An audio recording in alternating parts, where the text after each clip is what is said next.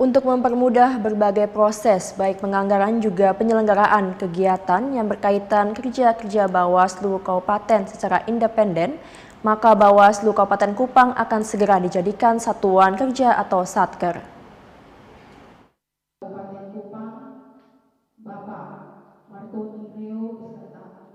Ketua Bawaslu Republik Indonesia Aban saat melakukan kunjungan kerja di Bawaslu Kabupaten Kupang mengatakan, untuk mempermudah berbagai proses penganggaran dan penyelenggaraan kegiatan yang berkaitan kerja-kerja Bawaslu Kabupaten secara independen, terutama kegiatan berkaitan dengan pencegahan dan upaya edukasi kepada masyarakat di Kabupaten Kupang tentang pengawasan pemilihan umum, maka Bawaslu Kabupaten Kupang akan segera disatkerkan.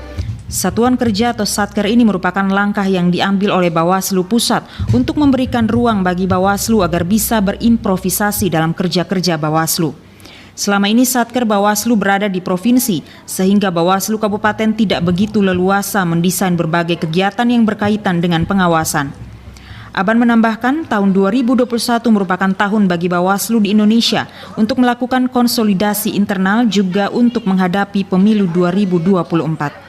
Sehingga dari sisi kelembagaan, maka Satker yang diharapkan Bawaslu Kabupaten Kota ini akan segera dibentuk. Karena secara struktural, Satkernya masih di provinsi. Untuk itu Bawaslu Pusat menargetkan sebelum tahun 2024, Satker Bawaslu Kabupaten Kupang sudah dapat terbentuk.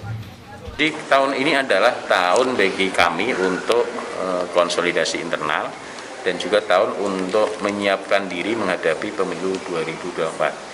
Baik dari sisi kelembagaan, maka Satker yang diharapkan oleh kawan-kawan di Kabupaten Kota ini segera bisa terbentuk. Jadi memang saat ini memang secara struktural masih Satkernya ikut di provinsi. SOTK baru mudah-mudahan nanti prosesnya bisa menjadi Satker, tentu tidak mudah proses Satker itu karena Kaseknya harus memenuhi syarat dan sebagainya.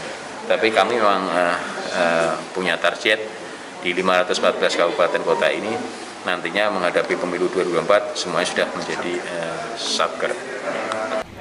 Sementara itu, Ketua Bawaslu Kabupaten Kupang Martoni Reo mengatakan sudah lebih dari 3 tahun Satuan Kerja Bawaslu Kabupaten ada di Bawaslu Provinsi Nusa Tenggara Timur.